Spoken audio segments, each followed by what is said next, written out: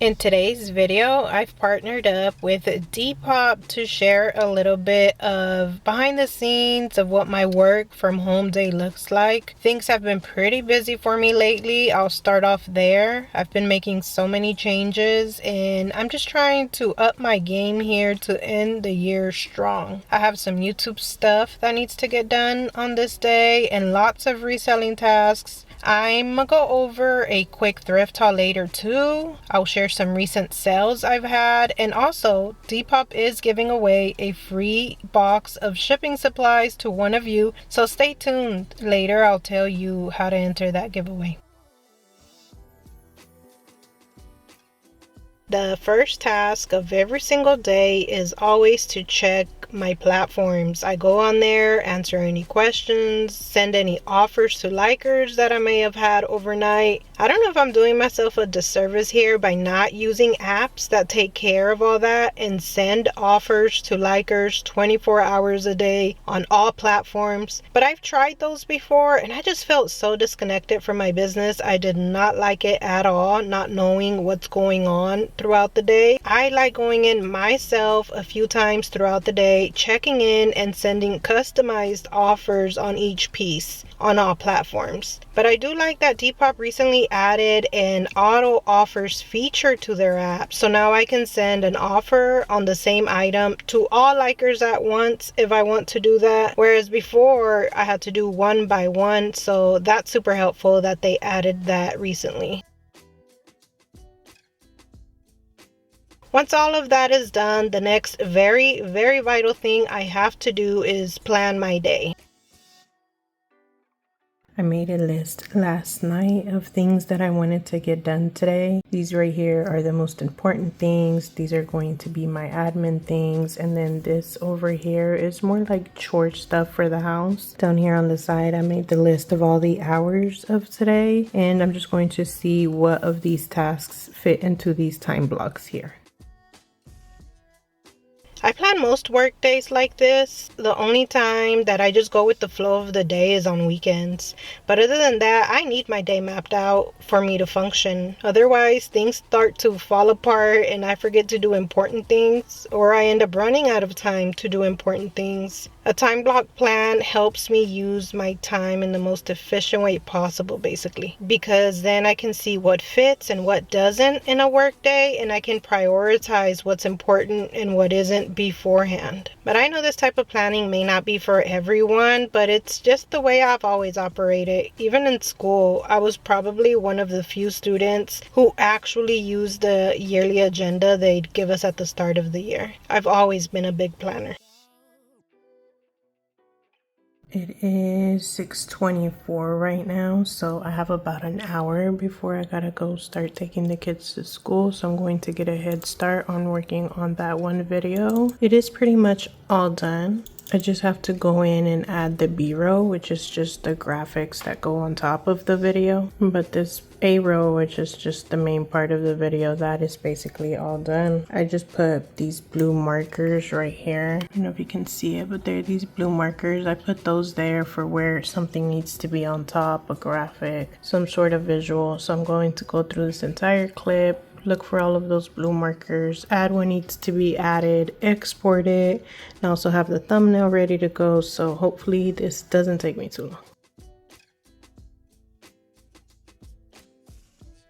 There are many upsides to working for yourself and doing all this kind of work that I do. For me, one of those upsides are these early mornings where it's quiet, I get to focus and use my creative energy to build something, do something, make something happen. But as you'll hear me talk about later in the video, and as you may hear me say in some of my videos where I talk about some of the struggles, there are many downsides to all of this too. It's not always easy. But for me, at the end of the day, the rewards that come with this outweigh all of the challenges that come up.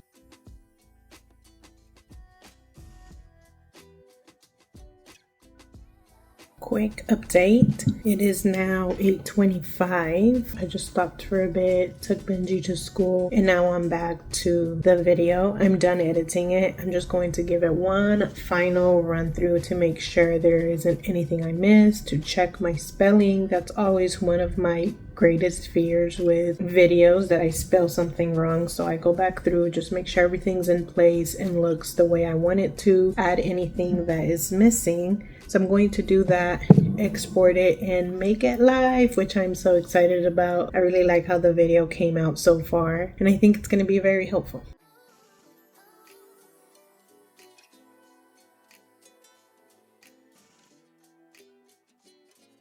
Well, that took a lot longer than expected. It is now 9:40 and I barely started exporting the video. There are a few things that I realized I missed to add, so I had to add extra stuff, more than I thought I was.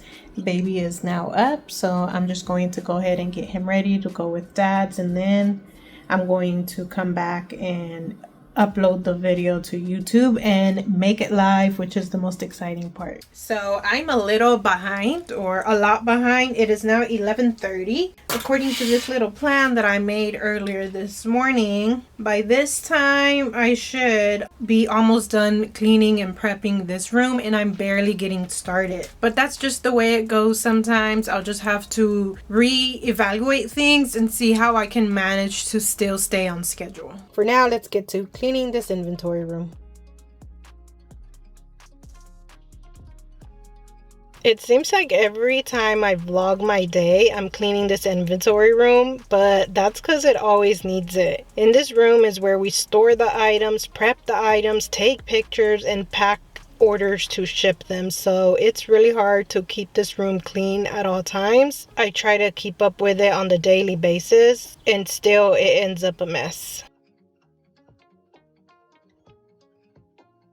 One of the biggest reasons I started selling clothing was because shoes took up too much space. So I was running out of room when I was listing a whole bunch, and I was hitting close to 800 items. Right now I have 500, so that's not the case.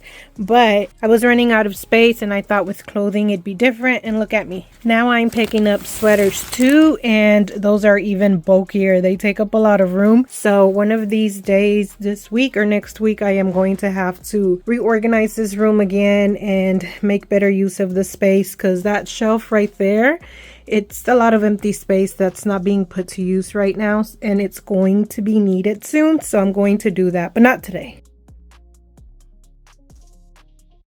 And while I'm organizing everything around here, let me just take a moment to thank the sponsor of today's video, which is Depop. One of the main things you can do to get more eyes on the items you already have is to list them to more platforms.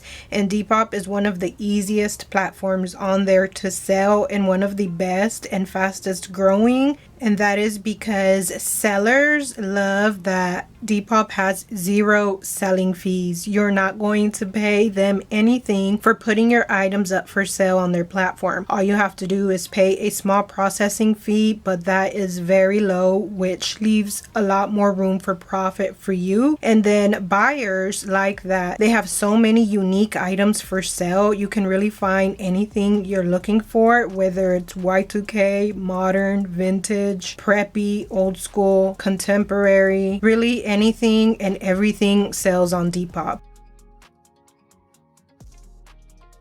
Right now, I make an average of about 20 to 25 sales a month on Depop, which is a good chunk of change at the end of the month. And like I said, it's so easy to just copy your listings over to Depop. I do have an entire lengthy step-by-step tutorial on Depop, so you can learn exactly how to do everything from start to finish. I will link it on the screen for you and in the description below. But right now, I want to show you some of my most recent sales I've had on that platform, so you can get an idea of what kind of items are selling for me there. All right, so as of late, here's one of the items that sold recently, this Free People sweatshirt. This is the second one I've sold within the past week and a half, and they have both sold about same day. So Free People sweatshirts is a great item to post on there, or any Free People items. I recently sold this piece by a brand that is less well known. It is called Key, if that's even how you say it. It was a 100% cashmere cardigan, new with tags, that recently sold for me. These Matilda Jane wide leg pants with the big ruffles were getting a lot of attention on Depop. I guess because it is more of a unique piece with them being cropped, wide leg, and having a lot of ruffles towards the bottom. Here's the other Free People sweater that sold. These wedge Sketcher boots sold recently as well. Adidas wide leg pants. Here's these more minimalist style pointed toe flats by A New Day. Some more minimalist style shoes, but these are pumps by the brand Tahari. These flax linen pants also sold here, which I think is more for the older crowd, but as you can see, Depop buyers are looking for anything and everything on that app. I know some sellers are very selective with what they post on there, and I guess it comes down to how you want to run your business, but in my opinion, it's best to just post everything everywhere to get the most eyes on your items. You never know where it may sell. So now that the room is a little bit more clean and organized, what I'm going to be doing now is just separating all of this stuff, hanging things up, and in the end, once I have everything organized, I can do a quick, super, what is it called? Fire rapid haul for you guys. One other thing that I really like about Depop is that you have full control of what you want to do with your shipping. I like when platforms give us control of those things, because then sometimes I want to give free shipping, sometimes discounted shipping, sometimes I feel like the customer could pay for shipping altogether. So I just like to have control over those things. When I'm relisting items on Depop, when I update them and refresh my items, if it's been sitting for a while, I go ahead and give buyers discounted shipping. I ship on my own with Pirate Ship, and I just charge them about half of what it's going to cost me. That way I can give them an even bigger deal to help those older items move faster. So that's another good perk about it. And as I said, they're growing more and more, becoming more and more popular. So if you haven't joined already and been thinking about it for a while, I think now is the time, because they're only going to keep getting bigger. And I think now is a good time for you to get your account established, get some sales going there, grow your account, your reviews, and all of those things. If you are ready to start posting your stuff on Depop and you'd like to enter the giveaway, make sure to click the link in the description of this video, or you can scan the QR code on the screen. That's going to take you to a page where you can download the Depop app. From there, you'll create your account and you can start listing. If you happen to see a message that pops up that says allow app to track, make sure to click that. That's going to allow Depop to contact you via email if you win the giveaway. They're going to randomly select a winner about a week after this video goes live, and if you are the winner, make sure to come back to this video and leave a comment below so I can congratulate you. My process for how I do inventory nowadays is, when it comes to shoes, my son preps the shoes, and then right before he takes pictures, he lets me know and I review the shoes. I always like to have the last final look of the items before he takes pictures, just because I want to make sure there's no flaw we missed and that everything is good to go before we bag the item. Because once it's bagged and it's in the inventory in these boxes, it's finalized and then it's out of my hands. We're gonna ship it like that. So if there's something wrong that I didn't catch, then it's on me at that point. When it comes to clothing, I hang it up for him and I review it as well. I lint row, I button all the buttons, zip all the zippers, and basically just get it as ready as possible. And all he does is steam and then take the pictures. So again, there I get the final look at it when it comes to condition, to make sure that what the buyer thinks they're going to get is what they actually get in the end. That's the system we have going on right now. What I'm prepping right here is about 22 items, and that for me is a lot to get in a single day right now. Ever since I've been focused on getting items that have a higher sell-through rate, I walk out of these stores with a lot less pieces than I used to. But I'm happy to report that that is starting to change little by little. As I shared in this sourcing tips video right here, I'm getting a lot faster at sourcing. So because of that, I was able to start sourcing sweaters too, and I'm going to be slowly adding more categories. I think the next one I'm going to expand to is tops. So soon I should be able to get back to listing 7 items a day instead of an average of 5, and hopefully I can also start filming long informative hauls for y'all too.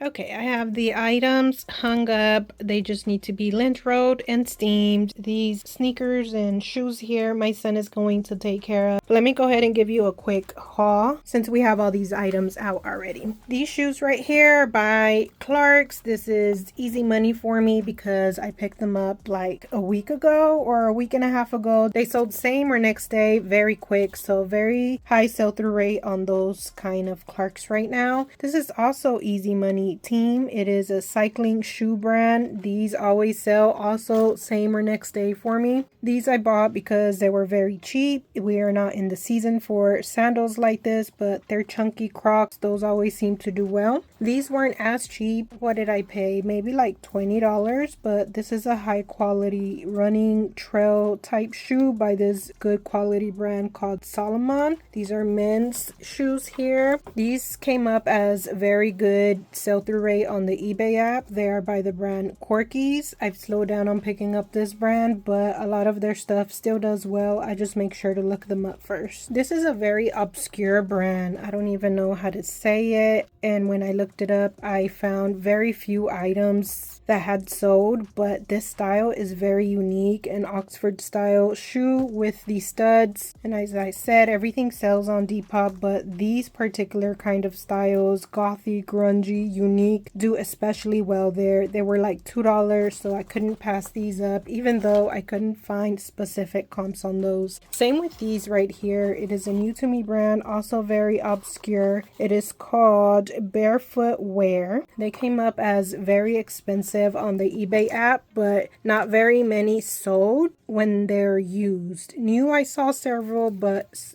used not so many. This is Nailed. It is a brand I pick up a lot during the summer. Even though it's not summer, these were only like $2, so I wanted to give these a shot as well. This is my second time, I'm pretty sure, picking up this Trask brand. Very high quality leather shoes. It has a Vibram sole. They are like new men's boots. Some Madden Girl shoes are worth the pickup. I looked these up specifically and it seemed to be doing well. It is very unique to me because normally what you see is chunky style loafers. These are very flat. They have the mock toe, patent leather. These should do well too. Here is this brand called Sass, which I skip a lot, but when it comes to these dad style sandals, I like to stop and look them up when I find them. That's what I did with these. They seem to be doing really well, so I picked these up too. And this is a winter staple for me. These kind of boots with the chunky block heel, the lace up combat style. And then by this brand, it makes it even better. It is Timberland. I paid like $8 for these and I intend them to sell for about $35 or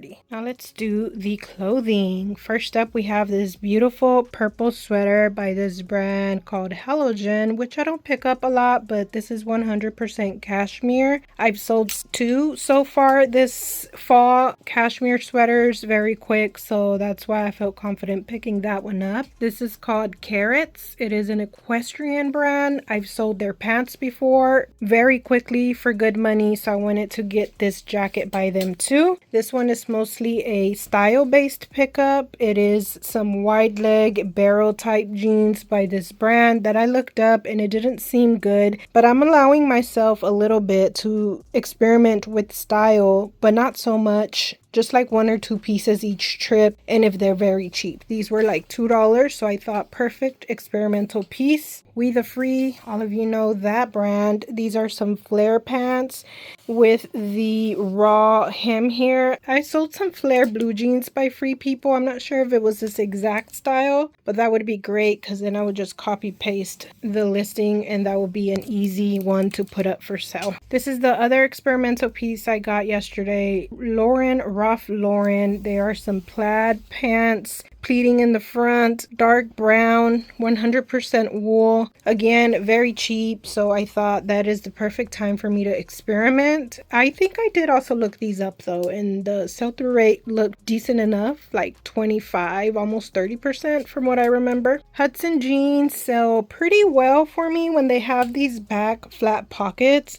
Not always for much, maybe like around $20, $25, but the great thing about these Hudson jeans is that they're new with tags, so I should be able to get just a little bit more for them than the other typical blue jeans I sell. I do skip all the other Hudson jeans that don't have the flat pocket though. I got these because they were the special tag of the day. Yesterday, whatever was a pink tag was 75% off, and when that happens, I can get items for extremely cheap. So that's what happened with these. With the 75% off, I just paid like what, $3 or $4 for them. I looked this specific style up and it seemed to do well. Didn't sell for much, but because I got it so cheap, it was still worth the pickup. This is my first time finding this brand. It is Essentials Fear of God brand, which does extremely well with their hoodies. I don't know about their sweatpants, and I don't know about this particular fleece style, and it does look a little bit matted to me, so I was going back and forth whether I should pick them up or not, but they were like $3, so I thought why not give them a shot and see if they sell even though they're not in perfect condition. This is a first one for me. It is by this woman, I think, or I don't know, Sudara. The tag says Punjamis. It is these printed wide leg mixed media style pants. I looked them up. The sell-through rate was outrageous, like 80% or something. I don't know about this particular print, but I wanted to go ahead and give it a shot anyway. I just talked about these when I showed y'all my Depop sales. These are some more Matilda Jane pants. These are the black velour style. I've been finding plenty of these when I go sourcing. I don't know if it's a Texas thing that there's so many, because I see other Texas sellers on Poshmark have a lot too. This here is by Quince, which is a brand that is everywhere right now. I see a lot of fashion YouTubers mention this brand, sponsoring their videos, so they are out there promoting it. I pick it up when I can find it for about $5 new with tags. I do have several in my closet right now, so I think I'm gonna slow my roll on them and stop picking them up until all of those other ones sell. I don't want it to be a situation where I buy a lot and then I end up stuck with too many in the end once the popularity dies down.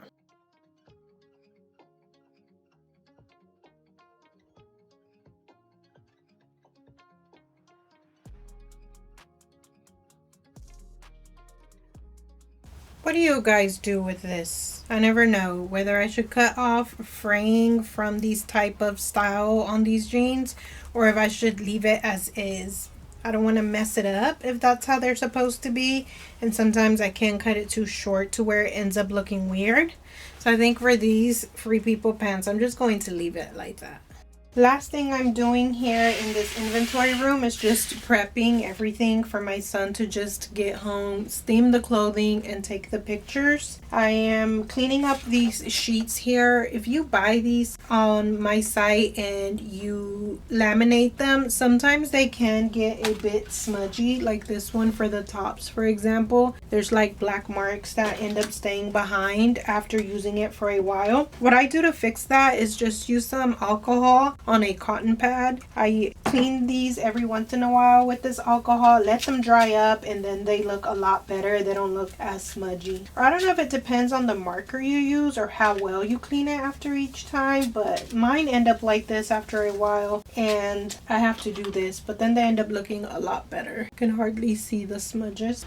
Alright, so here is what we're left with. All cleaned, ready to go. In this box here, I have the shoes, which he will take care of tomorrow. Today, what he's going to do is take pictures of these items here. He uses this wall here. There is like a thumbtack there. Hangs the picture up there. Takes all his photos. I did forget to put the measuring tape here, so I'll have to get that after. But here are the bags that he uses. There's 2 different sizes. These are the SKU numbers we use for clothing. He weighs the item here after, and then he writes down the measurements of the items on these sheets. Here's the ones for the tops and the ones for the bottoms, and I try to organize the items for him in that order too. So all the tops first, then all the bottoms, so he's not switching back and forth between these size charts. The marker he uses, and then we just use this random towel to wipe off measurements to reuse it every time. It is 12:40 now. I am very hungry. It's way past my breakfast / lunchtime, so I'm going to go do that now. I'm going to take a little bit of a break from vlogging so that I can focus on getting caught back up and back on schedule. I'm going to be posting that video while I eat my lunch, and then I'll check back in after to see where we are and what's next today. It is, let's see, 1:45, and I'm barely about to hit publish on this video. I am trying out this new feature that YouTube has, A/B testing. Whoops, I thought it was gonna let me show you, but it wants me to cancel it. Basically, I have 2 thumbnails and 2 titles going on. It is going to test it for me to see which one performs the best so that I can use that one instead. So if you see 2 different thumbnails and 2 different titles on a video, that is why maybe the creator is testing out different titles. But I'm just going to look over all of this and finally hit publish on this thing. The video is live for the whole world to see. Not like the whole world's gonna see it anyway. It's just gonna be a handful of resellers. That's always the greatest part, hitting publish, because for one, it's exciting to share what you spent so long creating. It takes me about 12 hours to create an entire YouTube video, from the concept to outlining the script and organizing it so that it flows well, recording it, then editing the footage, adding graphics on top, creating the thumbnail, and then uploading it to YouTube and adding all of this extra information. On the lower end, it takes me about 12 hours. If it's a little bit of an easier video, a little bit less, and sometimes a lot more when it's a more lengthy video with a lot more detail. So if anyone ever told you that YouTube is an easy thing to do, that is a lie. It's not. It's very hard work, just like reselling is, just like most jobs are. There's a lot that is involved with it. But anyway, I'm still pressed for time. I'm still pretty behind. I did not expect this day to go this way, me being behind, but the most important stuff got done. Inventory room is ready to go so that my son can take the pictures and I can get to listing later. I uploaded this video and now I'm just going to get to relisting some items. I did want to do closer to 5 relists, but I think I'm just going to do 2 real quick just because I'm behind. And I do want to work on some of those other things that I have on my list. This is horrible, but I'm on my 3rd cup of coffee.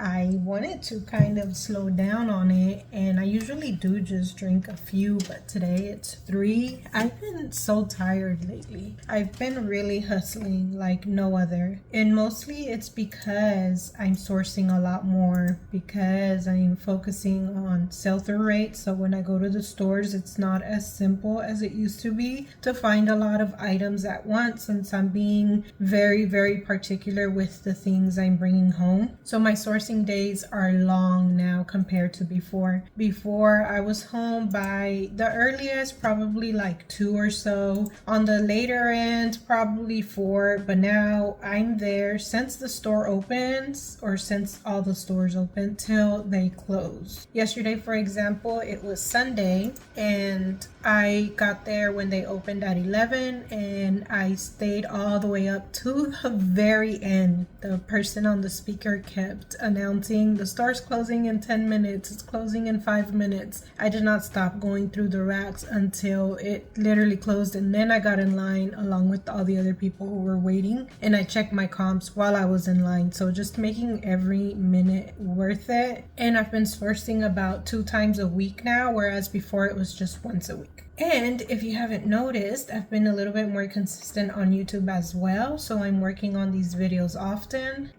So I am putting in more hours than usual, which is a great thing. It's where I always want it to be, but I would struggle to be here just because different things would come up. But now everything is a little bit more settled and I am able to focus on my work. Also, the baby's a little bit older too. When he was just a few months old, I wasn't able to leave him here with my teens for long days like I do now. Yesterday, Sunday, his dad worked too, so he stayed here with my older kids. And before, I wouldn't be able to do that. He was too little to do that. So the older he gets, the more I'm able to step away a little bit so that I am able to focus more on growing YouTube and growing reselling too. I'm going to record my screen just to give you a quick overview of how I'm doing my relistings nowadays. I did share how I was doing it before in a video that I can put somewhere on the screen, but I have changed it recently just because I find this method a lot easier. So first and foremost, this spreadsheet right here is a sheet that I buy every year from another YouTuber reseller whose name is Jason Hayes. Again, I'll link his stuff down in the description. I've tried a few spreadsheets by other people. This is the one that I've stuck with for a few years now. I like it because it has everything I need. This is the creator spreadsheet, but he does have a tier that's lower than this, or maybe 2 tiers lower. So you pay more the more stuff you want. This creator spreadsheet has all these different sheets for me to also track the money that I make from making these YouTube videos, what I like to call the STMB part of my business, Sandra the Mom Boss, and then also reselling, which is Sandra's Fifth Avenue. I treat them as 2 totally separate businesses and track expenses and income separately on both of those things. But anyway, what's most relevant here is this inventory sheet right here, which is where I put all of my items once I list them. As soon as they go up on platforms, they also go onto this sheet here along with the SKU number and how much I paid for the item, which is average cost of goods. Here is the listed date as well. So I'm just basically going from the very oldest to the newest and relisting a few items every day. So right now what I did was just copied this SKU number and then came to List Perfectly and pasted it here. And then I right clicked on this pencil icon to open the item in a new tab. So that's what these 2 are right here. These are the 2 I'm going to be relisting. So now what I'm going to do is highlight where I left off. I'm going to delete the highlight off of this one. So next time I come back here to relist, I know this is where I left off and this is the next one I should relist. Now back to List Perfectly, I will just go into each item basically and rework the title. Double make sure that my description is correct. There has been several times where I found that I put something wrong. Maybe I spelled the brand name wrong or I put the size wrong. So I double check all of those things, and then of course I also drop the price right here. One thing that I've been doing a lot when I rework my titles on these older items is just trying to include a lot more aesthetic keywords instead. Before, I would try to add some of those kind of keywords, but a lot of the time I would opt to leave in some of the keywords that describe the item instead.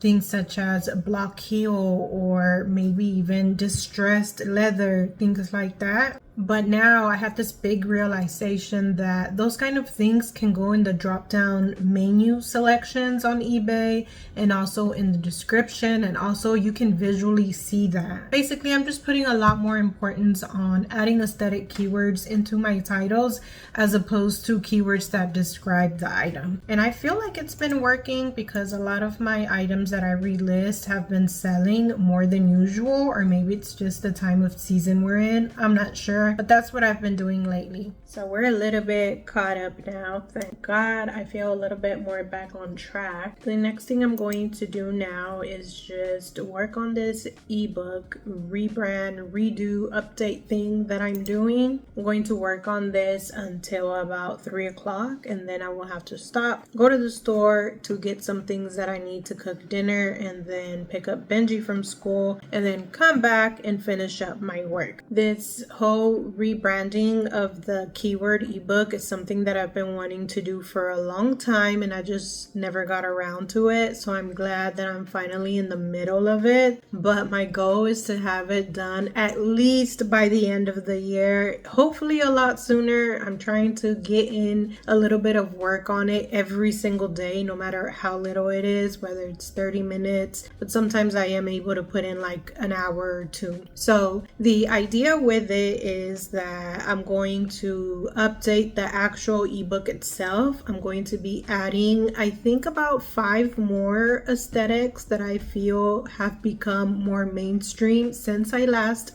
made that book, which was, I think, in 2022, if I'm not mistaken. It's been a couple of years, so it needs to be updated. And then I am also going to be making some videos to go along with the book, just to show you how to implement it on each of the platforms, where to add the keywords, what keywords to add, how to structure your titles. And then I'm going to be adding some more cheat sheets that you can use to help you quickly choose keywords from these platforms drop down menus. Those are some of the ideas I have right now. I'm still in the middle of just updating the aesthetic keywords themselves, and I do believe that Shopify, the platform that I use to deliver the book, lets me send the update to anyone who has bought the ebook before. So once this whole thing is done, I'm going to be able to send it to anyone who has bought it in the past. Hopefully I am able to do that, and if I'm not able to do it through Shopify, I'm sure that I can find a way myself to gift this new and updated program to any past buyers. So with that said, if you have bought something from me, whether it's the ebook or the measurement size charts that I have up for sale, I want to thank you so much for your support. It means a lot to me because it is not easy to run a YouTube channel. As I was talking about earlier, it's time consuming, although very rewarding, and what you get paid from the ads, it's not